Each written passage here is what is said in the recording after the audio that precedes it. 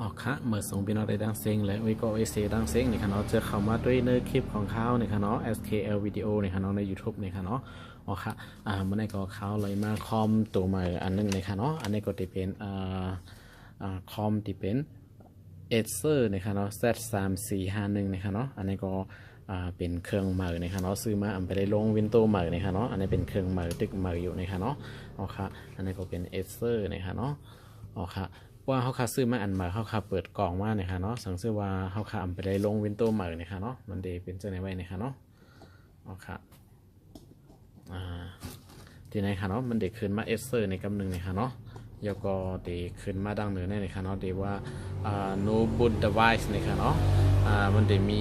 ดังเหนือสุดๆเนี่ยค่ะเนาะมันเด็กขึ้นมาตัวเล็กเจ้าไหนเนี่ยค่ะเนาะทีไหนค่ะย้อนไปว่าอันไปมี Windows เนี่ยค่ะเนาะมันเด็กมีว่า no boot device เนี่ยค่ะเนาะอ๋อค่ะอันนี้ก็เขาคาเดี๋ยวเลยลง Windows เนี่ยค่ะเนาะลงผมมีแผนแต่มันก็ลงแผนแต่นะครับเนาะผมมีแผนแต่เนี่ยเขาลงแผนอันกรอบมันก็ไรนะครับเนาะอ๋อค่ะอันนี้ก็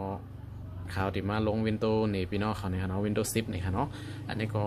ไล่เฮ็ด Windows 10ได้ก็ข่าวเลยเอาคลิปมันคืนไว้ปันมือคลิปวันตั้งแล้วนะครับเนาะไล่เอา Windows 10นี่ค่ะเนาะจันเอาในอินเทอร์เน็ตซีนี่ค่ะเนาะแล้วก็ใส่ในUSB นี่ค่ะเนาะอันนี้ก็ข่าวใส่ไว้ใน USB นี่ค่ะเนาะDA สุดมันเดเลยมี8กิกนี่ค่ะเนาะ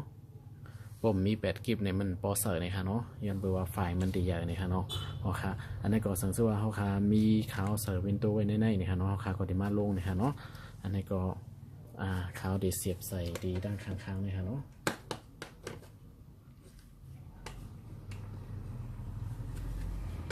ดีเสียบดังนี้ดังในนี่ค่ะเนาะเป็น USB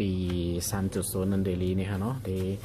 เขียวๆนี่ค่ะเนาะที่เป็น USB 3.0นี่ค่ะเนาะเขาก็มาเสียบตัวไหนมันเดไวอินนี่ค่ะเนาะโปรเฮ็ดตัวไหนเอานี่ค่ะเนาะก็ปิกให้ขึ้นเปิดใหม่กัมนี่ค่ะเนาะปิกขึ้นก่อนนี่ค่ะเนาะยันเปิดว่าไปมี Windows สั่งนี่ค่ะเนาะซึ่งว่าเขาคาที่ลง Windows นี่ค่ะเนาะอันนี้ก็เขาคาเสียบสายมันไว้จอมบ้านนี่ค่ะเนาะเสียบสายชาร์จนี่ค่ะเนาะย้อนไปว่าเขาคาตึกเฮ็ดอยู่นั่นว่าเขาคาลืมตัวไหนไฟหมดกว่าไหนมันเดี๋ยวมีรองหยับนี่ค่ะเนาะมันเดี๋ยวย่ำตัวนี่ค่ะเนาะเดี๋ยวซุ่มข้าวย่ำหลายๆนี่ค่ะเนาะอ๋อค่ะเขาก็ติเลยมาเตะทางไล่เหมือนี่ค่ะเนาะอันนี้ก็สังเกตว่าเขาคาตีลงนะครับเขาก็ใส่USB เสียบแล้วก็เอาเสียบสายซองไฟนี่ค่ะเนาะแล้วก็ยาวมาเด็กดีป่าวาเลยค่ะเนาะเด็กดีป่าวาบุ๊บ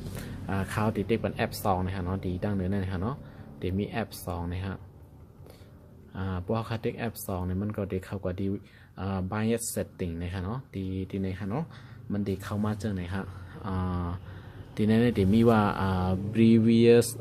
value เนี่ยค่ะเนาะลบ value อันนี้ก็ลบ previous นี่ค่ะเนาะโอเคเด็กเป็น yes กัมนี่ค่ะเนาะแล้วก็มันดีตั้งไว้จังไหนนี่ค่ะเนาะเป็นดีกงมันนี่เอเซอร์มันใส่มานี่ค่ะเนาะเขาขาก็มาเด็กดีตั้งใต้นี่ค่ะเนาะเดี๋ยวมีซ้ายขวานะครับซ้ายขวาแล้วก็ตั้งเหนือตั้งใต้นะครับเนาะเด็กดีในเสค่ายดีมันไล่นี่ค่ะเนาะอ๋อครับอันนี้ก็ข้าวดีมาดีเมนูดีดังเหนือดีมาดีว่าบูทนี่ค่ะเนาะดีในค่ะเนาะอันนี้ก็จะมี advanced security boost นะครับนะว่าเขาขาดให้มันพูดตั้งหลังนะครับเนาะอันนี้ก็เขาขาดก็เต็กดีคีย์บอร์ดนะครับเนาะเต็กดีคีย์บอร์ดนะครับดีมาดังในนะครับเนาะเลื่อนมาดังขวานะครับเนาะนะครับอันนี้ก็มาหนึ่งนะครับเนาะดีในก็อันดูเฮดซังนะครับเนาะมันเปิดไว้หมดแล้ว USB บาวานะครับเนาะอันนี้ก็เปิดได้หมดแล้วนะครับเนาะแล้วก็ security นะครับเนาะดีในที่เป็นตั้งpassword นะครับเนาะเป็นตังอีสังเกี่ยวกับลองห่มลมนะครับเนาะคอมเขาคาเนี่ยเนาะมาดีบูสต์ในนะครับเนาะพวกเขาคาดีในลองใหญ่นะครับเนาะเตียนเขาคาดีให้มันบูสต์USB เตียนเขาคาเสียบนั่นนะครับเนาะflash drive นะครับเนาะนะครับคามาดีในนะครับเนาะเขาคาดีเลยเลือกอันที่หนึ่งนะครับเนาะฟาดบูตนะครับเนาะบูตออปชันนะครับเนาะตีหนึ่งเลยนะครับเนาะมันจะเป็นฮาร์ดดิสก์ไว้อยู่นะครับเนาะฮาร์ดดิสก์ตีเก็บข้อมูลในเครื่องนะครับเนาะย้อนไปว่ามันไปมีวินโดว์ในมันอะไรนะครับเนาะมันปุดก็เหตุการณ์นะครับเนาะแล้วก็บูตที่สองนะครับเนาะอันนี้จะเป็น USB บูตนะครับเนาะเซนดิสนะครับเนาะเป็นUSB เซนดิสที่เขาใส่ไว้อยู่นะครับเนาะมันจะเป็นยี่ห้อเซนดิสเนี่ยมันก็จะขึ้นมาบ้าอยู่ที่ในนะครับเนาะอ๋อครับอันนี้ก็ มันเดเลือกของเขาเป็นอันที่สองนะครับเนาะแล้วก็ดีในเดมี CD DVD นี่ค่ะเนาะ CD DVD นี่ก็เป็นอันใส่ไว้ตั้งคางมันตั้งเตยนี่ค่ะเนาะกวยกันเขาคำเจอแผ่นนี่ค่ะเนาะเพราะว่าเจอแผ่นเนี่ยเดเลือกอันไหนค่ะเนาะอันในเขาเจอ USB ในแลเดเอาอันในขึ้นกว่าอยู่ดั้งเนินนี่ให้มันเป็นอันที่หนึ่งนี่ค่ะเนาะบูตอันที่หนึ่งอันดั้งนี่ค่ะเนาะพวกจังไหนเขาก็เด็กดีคีย์บอร์ดนี่ค่ะเนาะดีอันขึ้นดั้งขึ้นลงนี่ค่ะเนาะเด็กขึ้นลงในเลือกนี่ค่ะเนาะอันในก็สั่งซื้อข้าวดีเด็กลงมานี่ค่ะเนาะ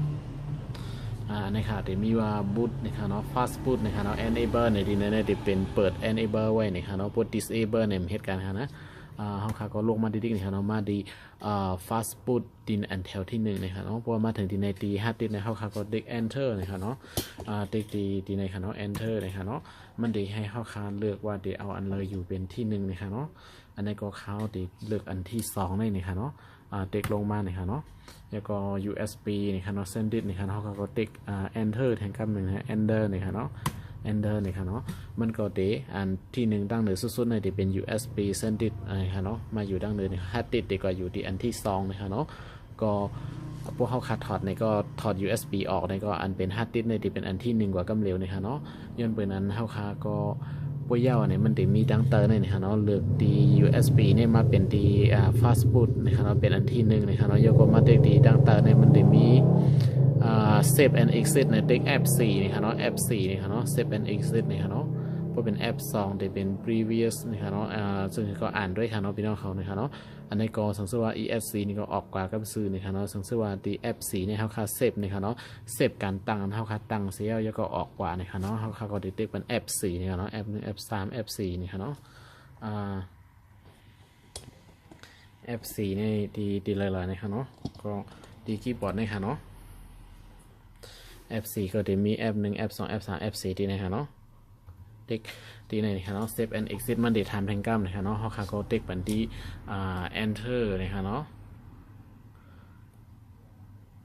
เขาค่ะก็เด็กบัน Enter กล้ามหนึ่งนะคะเนาะอันนี้ก็มันได้บูตเข้ากว่าดีUSB นะคะเนาะ Send it นะคะเนาะย้อนไปว่าเขาเอา Windows 10นี่ค่ะเนาะใส่ไว้ใน USB ยาวดูนี่ค่ะเนาะมือคลิปอันบนมาเนี่ยค่ะเนาะอันนี้ก็เดี๋ยวตีข้าวลงไว้ใน USB นั้นมาลงในพี่น้องเขาเนี่ยค่ะเนาะอันนี้ก็บูตซึ่งไหนเนี่ยค่ะเนาะกัมมันก็ดีเข้ากว่าดีUSB นี่ค่ะเนาะมันบูตดี USB อยู่นี่ค่ะเพราะว่าเขาคำให้มันบูตในมันดีขึ้นมาดังเนินที่ว่าno boot device ในเหมือนเขาคำไปเสิร์ชเปิดอันตั้งนั่นนี่ค่ะเนาะอ๋อค่ะอันนี้ก็ดีเลยไปกำหนึ่งนะคะเนาะมันเดจ้าเหตุการณ์แต่เดลง Windows 10นี่ค่ะเนาะเอาค่ะมันเดขึ้นมาเป็นหน้าต่างจังไหนไว้นี่ค่ะเนาะเอาค่ะดีในนี่ค่ะเนาะตัวลิงก์เดเพอนี่ค่ะเนาะอัมพันนี่ค่ะเนาะเดี๋ยวเอามาจำๆนี่ค่ะ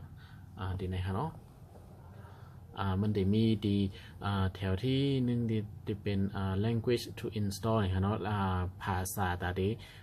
ใจเมื่อเขาขาดตั้งนั่นนะครับเนาะดีเลือกเป็นอังกฤษ US นะครับเนาะแล้วก็ดีใน time and currency format ในดีในดีเป็น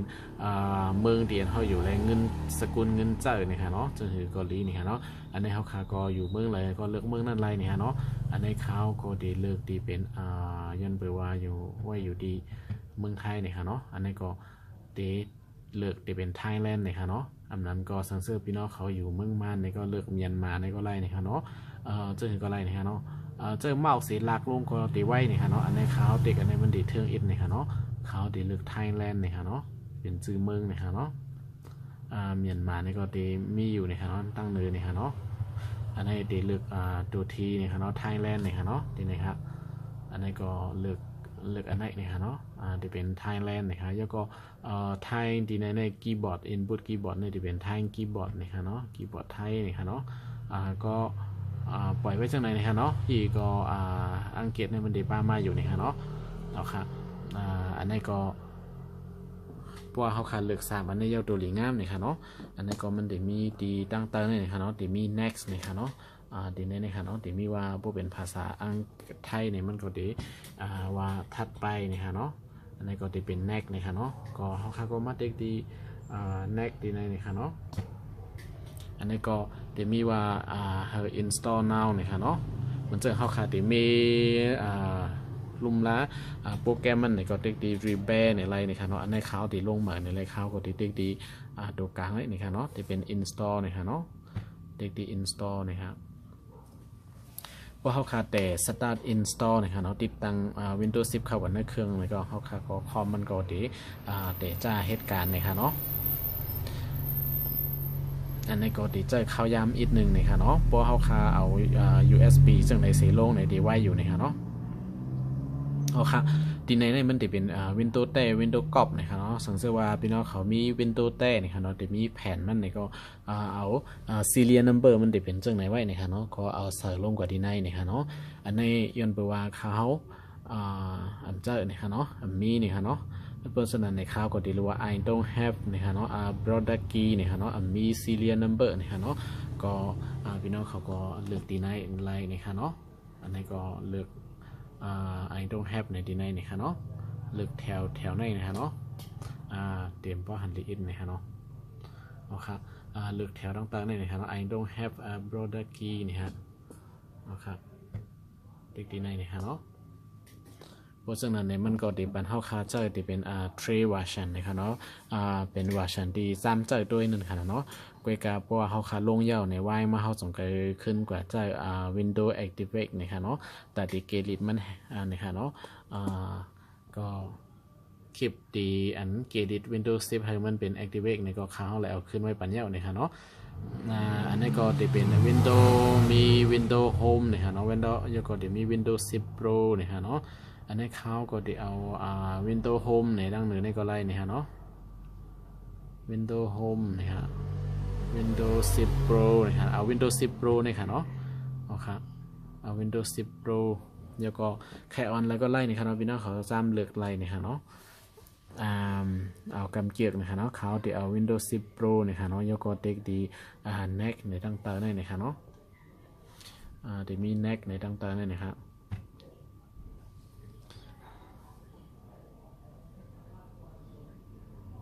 อันนี้ก็เครื่องมันดีแต่เหตุการณ์นะครับเนาะเพราะว่าขึ้นมาเจอในแทงเนี่ยพี่น้องเขาก็เด็กดีI accept the license time นะครับเนาะเด็กดีในสีเจียงในถูกปันนะครับเนาะแล้วก็เด็กดีแนกในแทงกล้ามนะครับเนาะประมาณนี้แน่ๆพี่น้องเขาก็เด็กดี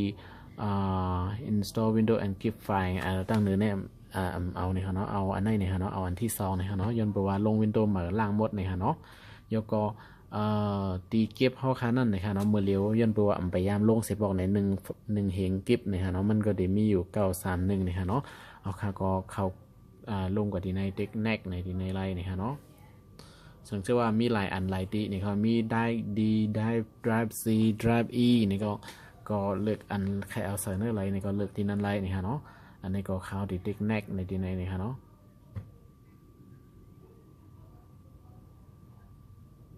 อันนี้ก็ไปกำหนึ่งเลยค่ะเนาะ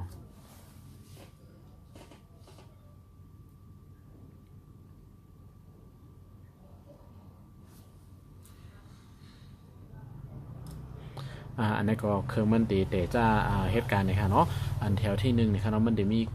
copy ไฟล์นะคะเนาะมันได้ copy ไฟล์ที่อันรู้เจอนั่นดีเนอร์ USB นะคะเนาะแล้วก็เข้ามาในคอมนะคะเนาะแล้วก็อันที่2เดี๋ยวมีติดตั้งลงกว่านะคะเนาะค่ะอันนี้ก็ตีไลให้มันเย่าตั้งหมดกูขั้นตอนนะคะเนาะอันนี้ก็ดีในตีไลเปิดถึงเซเปิลนะคะเนาะพอลงมาตั้งแต่ในก็ดีไว้อยู่นะคะเนาะอันนี้ตีไลเปิดให้มันถึง1โฮปักนะโฮปักเต็มนะคะเนาะค่ะ1 ปัก%นะคะเนาะค่ะ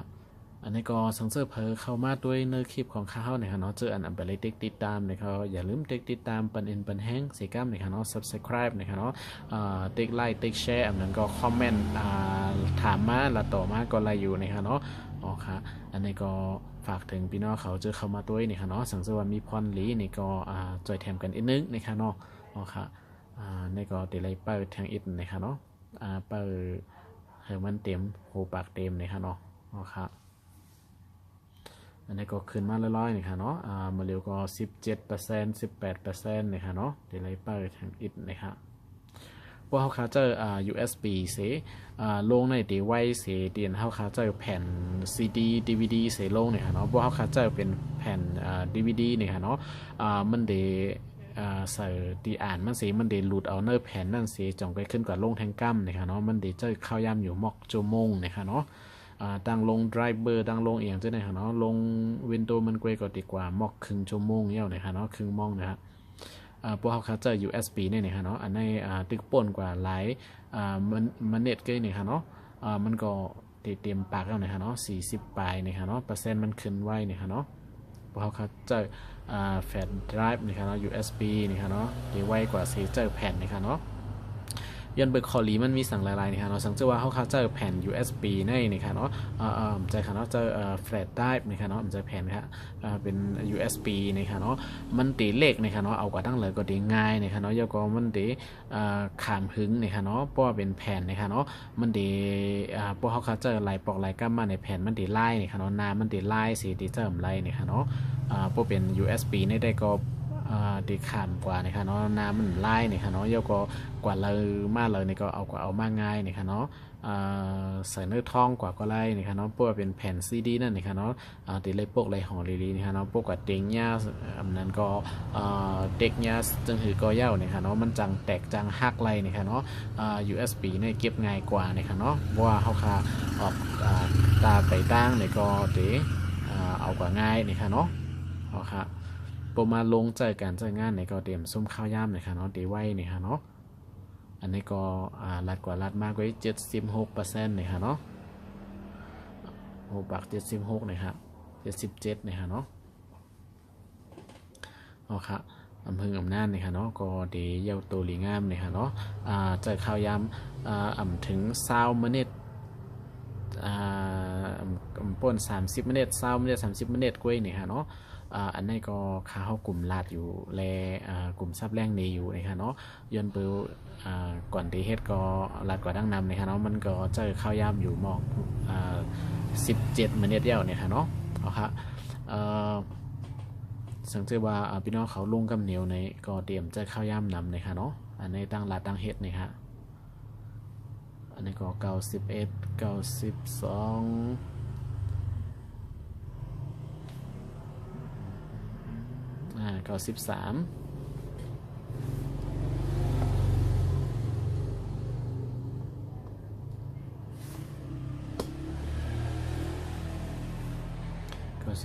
98นี่ค่ะเนาะเป้าวางง่ายๆนี่ค่ะเนาะ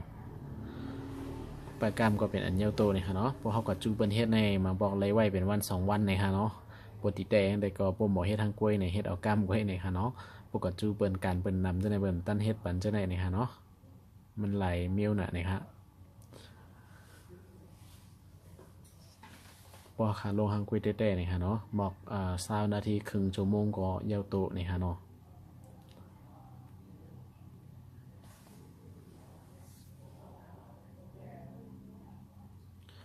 ค่ะอันนี้ก็เหลือขั้นตอนสุดลื่นสุดสิเปิ้นเลยค่ะเนาะปล่อยกรรมเลยค่ะเนาะ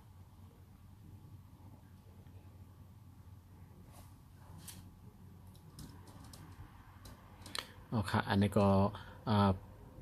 วินโดว์เขาขาดรีสตาร์ทเครื่องกว่านี่ค่ะเนาะภายใน10 สแกนก็ได้นี่ค่ะเนาะถึงจะว่ามันเยาตัวรีงามนี่ครับมันรีสตาร์ทนี่ค่ะเนาะเขาขาก็ถอด USB นี่ออกนี่ค่ะเนาะอย่าให้มันปุด USB เข้าคาแทงเลยค่ะเนาะย้อนตัวมันลงเยาตัวหลีงามเยาเนี่ยค่ะเนาะก็ให้มันปุดWindows ที่อันอยู่ในคอมนึงกว่านี่ค่ะเนาะอันนี้ก็บ่เยาตัวเนี่ยอย่าไปบุดแทงเอาเนี่ยค่ะเนาะก็บุด Windows ที่อันเข้าคาลงกว่าที่ใน Drive C นี่ค่ะเนาะมันก็ได้เหตุการณ์แต่เหตุการณ์มันให้มันเยาตัวนี่ค่ะเนาะโอเคอันนี้ก็เปิดเมลเร็วเนี่ยค่ะเนาะ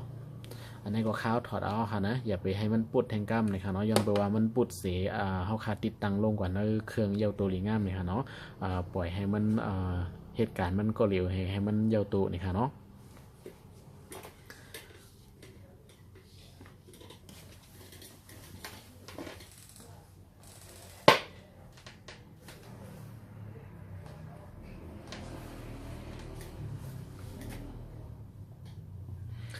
ค่ะอันนี้ก็ขึ้นมาเยาเนี่ยค่ะเนาะ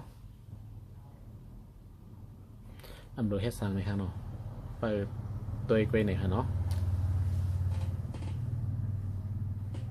อันนี้ก็จะข้าวยำถึง20 นาที20 มินิทนี่ค่ะเนาะเป็นอันลงเยาโตนี่ค่ะเนาะ หรือเสนั่นนะคะเนาะเขาขาใครสั่งนะคะเนาะไดรเวอร์มันจะได้กว่าหาโหลดเอาจะเอาในอินเทอร์เน็ตไลน์นะคะเนาะพวกเขาค่ะมีแผนตามมาเนี่ยค่ะเนาะเพราะว่าเขาก็ซื้ออันใหม่ได้ก็มันจะมีแผนไดรเวอร์มันมาบ้านเนี่ยค่ะเนาะอำดูกว่าหาจะเอาดีเลยเนี่ยค่ะเนาะนะครับอันนี้ก็เขาดีกว่าจันเอาไดรเวอร์มันนี่ค่ะเนาะย้อนไปว่าแผ่นมันในเขากวนดีเอามาให้ลงวินโดว์นั่นอะไรออกมาปั่นนี่ค่ะเนาะ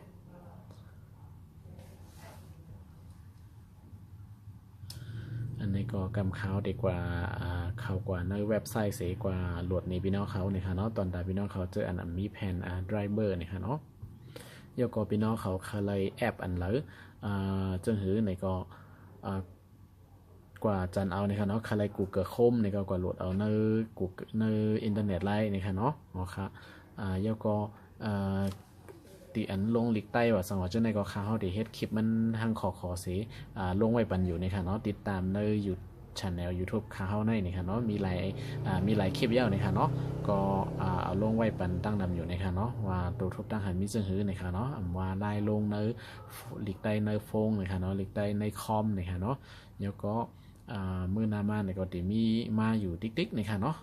ก็ติดตาม subscribe เป็นอีกหนึ่งนะคะเนาะสังเกตมีคลิปสั่งบ้านในก็ดีไลหันออนตั้งเบิ้ลนะคะเนาะอ๋อครับวันนี้ก็ดีใจข่าวยำถึงอีกหนึ่งนะคะเนาะพวกเป็นคอมเก่า1เข่นเทิงนะสีในนะคะเนาะอันนี้จะเป็น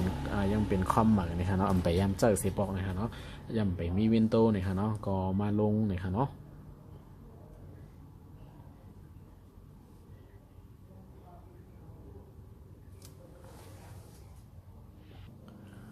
ค่ะอันนี้ก็สังเกตว่ามันถึงกว่าไหนมันดี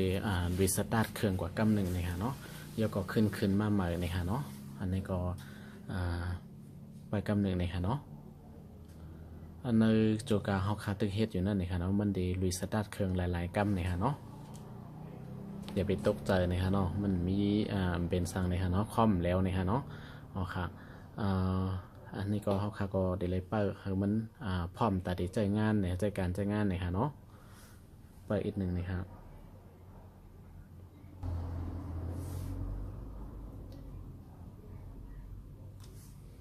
อ๋อครับอันนี้ก็มันดีปัวเย่าๆเนี่ยค่ะเนาะมันก็ดีรีสตาร์ทเนี่ยค่ะเนาะแล้วก็ดีขึ้นมาจังในเนี่ยค่ะเนาะดีพร้อมตัดใจการใจงานเย่าเนี่ยค่ะเนาะมันก็ดีขึ้นมาว่า just a moment เนี่ยค่ะเนาะ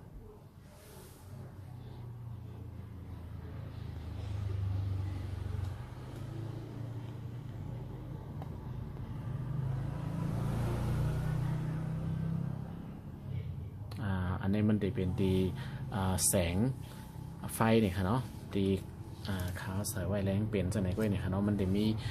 ดีอันกันไว้ดีในเนี่ยค่ะเนาะมีพลาสติกในเนี่ยค่ะเนาะเฮ็ดให้ไฟมันเขียวเนี่ยค่ะเนาะปวดดีแดงเนี่ยค่ะเนาะจอหน้าคอมเป็นสั่งเนี่ยค่ะเนาะนี่ครับ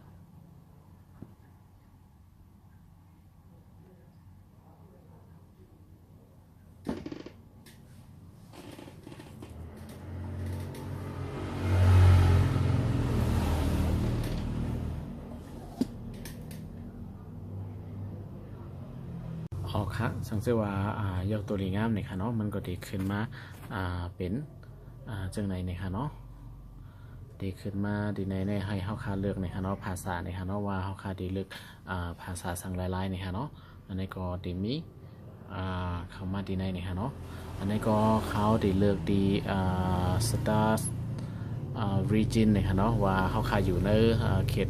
โซนเลยเนี่ยค่ะเนาะอันนี้ก็เขาดีเลือกThailand เนี่ยค่ะเนาะอ๋อค่ะอันนี้ก็เลือกดี Thailand เนี่ยค่ะแล้วก็เทค yes ในดีในค่ะเนาะ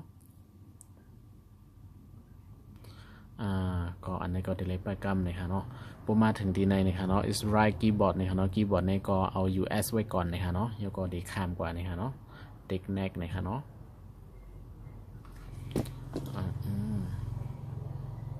แล้วก็มาดีในนี่ก็second keyboard layout นะคะเนาะเขาก็ใส่ก็ไล่นะครับใส่ก็ไล่ครับอันนี้เขาก็ดีสกิปกว่าก่อนนะครับเนาะจงไปมาตั้งทีหลังนะครับเนาะอันนี้ก็ไปกรรมนะครับ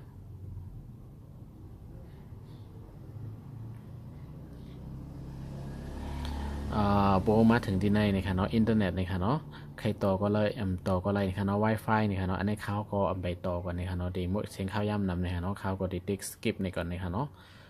skip for now นะคะเนาะแล้วก็ที่ในที่มีดีว่าconnect now to save time later นี่วะเนาะอันนี้ก็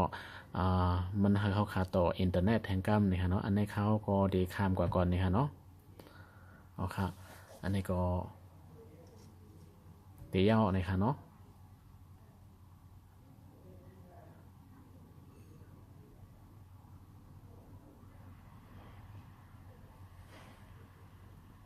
โอเคอันนี้ก็เป็นอันปุดเครื่องกว่าแทงกัมหนึ่งนะคะเนาะ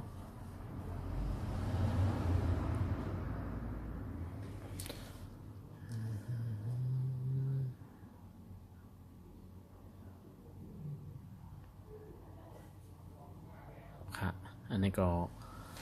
ขึ้นมาว่า just a moment ในแทงกัมหนึ่งนะคะเนาะ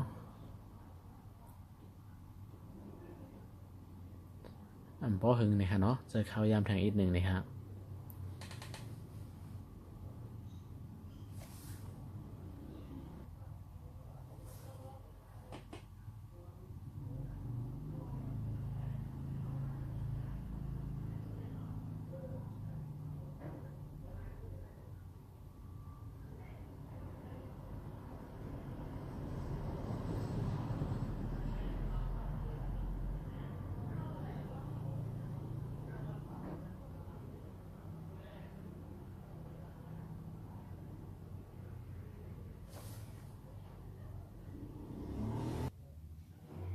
อันนี้ก็เปิดแทงกัมนะคะเนาะอย่าไปก็เด็กเสียปิกแปดอันนั้นก็ถอดปลั๊กไฟมันแปดนะคะเนาะเปิดตัวมันปยาวนะคะเนาะอ๋อค่ะอันนี้ก็ almost there อันนี้ก็ไม้เยอะนะคะเนาะอ๋อค่ะอันนี้ก็เป็นอันเยาตัวลิงามนะคะเนาะอันนี้ก็จะเป็นที่ Windows 10นะคะเนาะเป็นอันลงโปรแกรมนะคะเนาะเยาตัวลิงามนะคะเนาะตอนตาคอมนะคะเนาะโน้ตบุ๊กนะคะเนาะอ๋อค่ะอันนี้ก็เขาคำมาเด็กดี this PC นะคะเนาะแล้วก็มาเด็กดีตั้งแต่สุดๆนะคะเนาะ broadband disk นะคะเนาะก็จะเป็นWindows 10 Pro นะคะเนาะตัวไหนคะนะก็เป็น Windows นะคะเนาะให้ติดต่อกับอินเทอร์เน็ตนะคะเนาะอันใน Windows มันเป็นอะไรเป็น Activate นะคะเนาะโอเคอันนี้ก็เป็นอันลง Windows 10เยาตัวลีงามนะคะเนาะตอนดา driver นะคะเนาะก็หาเอาในอินเทอร์เน็ตนะคะเนาะกว่าดี www.acer.com นะคะเนาะแล้วก็ไปที่ตั้งหลังเติมมันสุดๆนะคะเนาะมันจะมีว่า support นะคะเนาะที่นั่นก็จะมีตอนตาเจอนะคะเนาะคู่มือเจอมันไล่เจอมันป้านี่ฮะแล้วก็driver นี่ก็โหลดเอาไล่นี่ฮะเนาะอันนี้ก็เขาดีกว่าสอนเอาสอนไล่จันเอา driver มันแทงในคลิปดังหน้านี่ค่ะเนาะตอนตาคอมนี่ค่ะเนาะอ๋อค่ะอันนี้ก็ฝากถึงพี่น้องเขานี่ค่ะเนาะวันวาติเป็นฟอนหลีตอนตาพี่น้องเขากูก็นี่ค่ะเนาะเมื่อส่งกูก็กูก้นนี่ค่ะเนาะอันนี้ก็เมื่อไหร่ก็มาฝากไล่ลง Windows 10นี่ค่ะเนาะเมื่อส่งค่ะ